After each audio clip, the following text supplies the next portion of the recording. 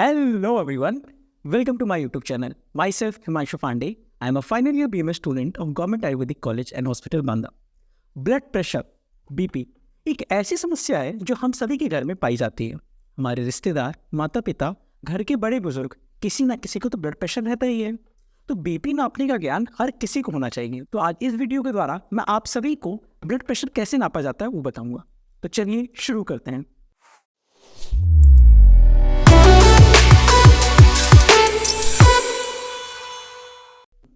तो ये जो डिवाइस है इसे स्फिग्मोमैनोमीटर कहा जाता है. तो पहले हम इसके पार्ट समझते हैं.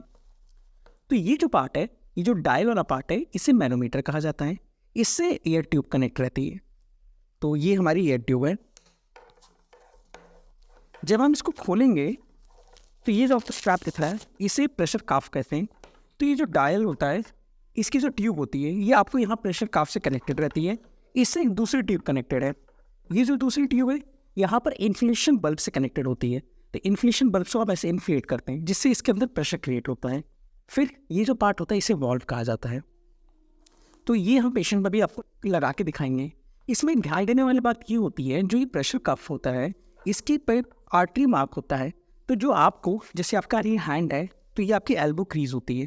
तो इसके 2 फिंगर ऊपर आपको इसको स्ट्रैप को लगाना होता है. और जो ये आपका आर्टरी मार्क है वो आपके इस साइड होना चाहिए, जो भी हम आपको करके दिखाएंगे. तो पहली चीज़ तो आपको इसकी ज़रूरत पड़ेगी. दूसरा आपको स्टेथोस्कोप की ज़रूरत. तो ये है हमारा स्टेथोस्कोप.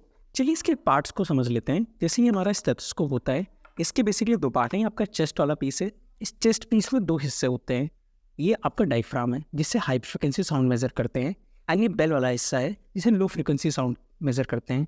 ऐसे इसको चेंज कर दिया जाता है. बाकी ये ईयर प्लग्स होते हैं हमारे.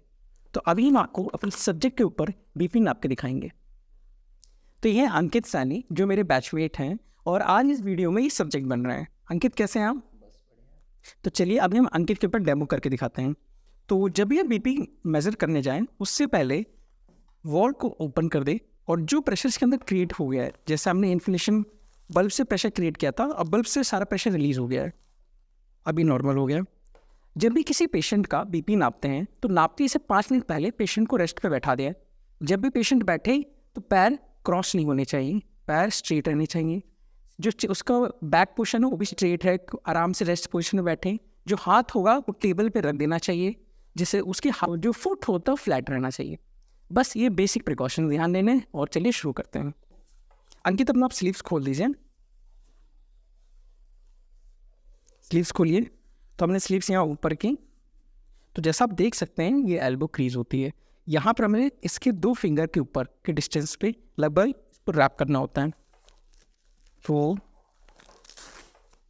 ये रहा हमारा, यहाँ से 2 फिंगर गैप ऑलमोस्ट पे हमने इसको रैप करेंगे.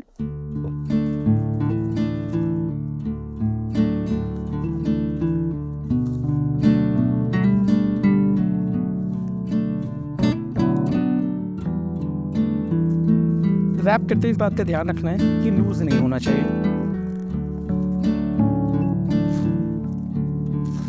ये हमारा थोड़ा सा टाइट कर देते हैं इसकी.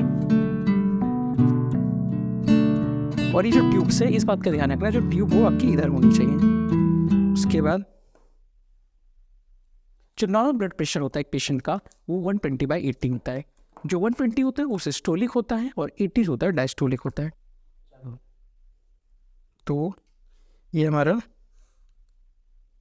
हमारा स्टेथोस्कोप है. जो स्टेथोस्कोप का चेस्ट पीस होता है उसको इस ट्यूब के बीच में रखना चाहिए, इस जगह पे कुछ इस तरीके से. और जो हाथ को हमेशा टेबल पे रखना चाहिए. अब ये हमारा मैनोमीटर है, इस पे हम रीडिंग देखेंगे. स्क्रीन पे आप देख सकते हैं, आपको रीडिंग दिख रही होगी.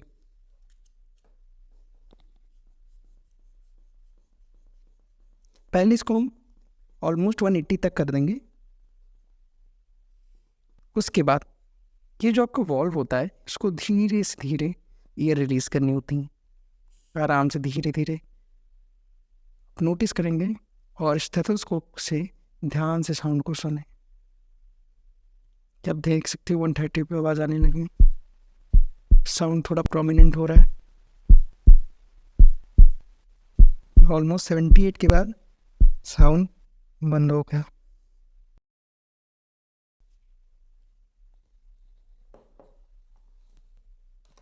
तो जैसा हमने देखा कि जो हमारे पेशेंट हैं, इनमें जो साउंड है ये हमें 130 पे आना शुरू हुआ एंड 78 पे बंद हो गया था। तो जो इनका सिस्टोलिक प्रेशर था, जो सिस्टोलिक प्रेशर था उस पर साउंड आपको सुनाई देने लगता है, जो अपर रीडिंग होती है, और जो 78 वैल्यू थी इस पे साउंड आपको बंद हो जाता है सुनना। तो ये हमारा डायस्टोलिक प्रेशर हो गया। तो ये आपकी रीडिंग हो गई है। तो इस तरह ही बीपी नापा जाता है। देखिए कितना आसान है ये। तो ये ज्ञान हर किसी को होना चाहिए जिससे इमरजेंसी सिचुएशन में आप अपनों के काम आ सकें। अगर आपको हमारी वीडियो अच्छी लगे तो चैनल को लाइक करें, शेयर करें एंड सब्सक्राइब करें। फिर मिलते हैं आपसे नेक्स्ट वीडियो में। तब तक स्वस्थ रहें, मस्त रहें।